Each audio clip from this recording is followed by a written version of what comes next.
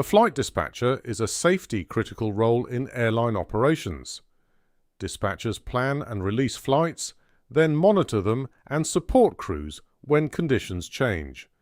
In this guide, you will learn what the job involves, what salary tends to look like, what training and certification you need, and how the career path usually develops. We will cover 5 areas. First, what dispatchers do day to day. Second, salary expectations and the real range you tend to see. Third, the training and the FAA certification pathway.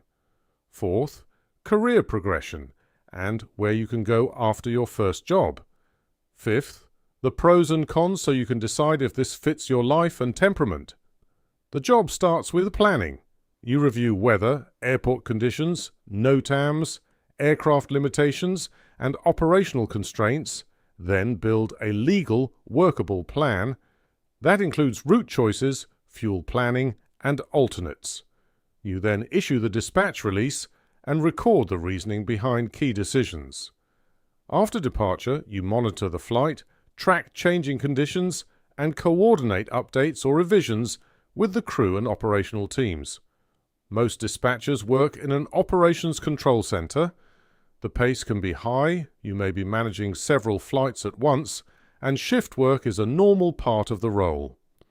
Pay varies by airline, location, seniority, and whether overtime and shift differentials are common. As a rough guide, entry-level dispatch roles often sit around $40,000 to $55,000. Mid-career commonly moves into the mid-50s through the 80s. Senior dispatchers at larger carriers can reach the high 80s to well over $100,000, and higher totals can happen with overtime and shift premiums. In the US, the main requirement is the FAA Aircraft Dispatcher Certificate.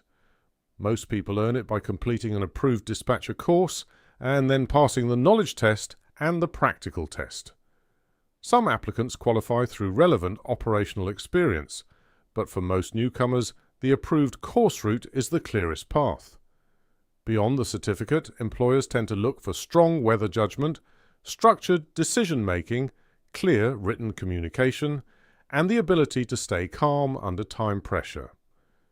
Many dispatchers start at a regional airline or smaller operator to build experience with real-world operations.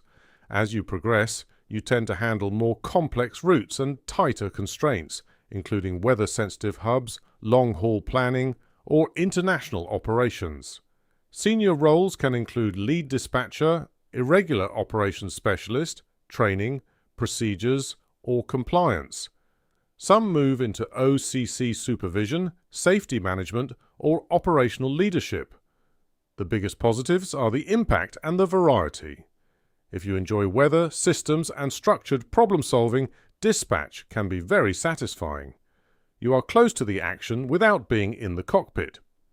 The main trade-offs are lifestyle and pressure. Shift work is common, and disruption days can be intense.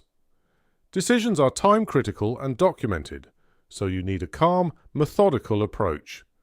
If you want the full guide, it includes a step-by-step training plan, a course selection checklist, exam preparation tips, and a hiring checklist covering CV, interviews, and what to practice so you look job ready.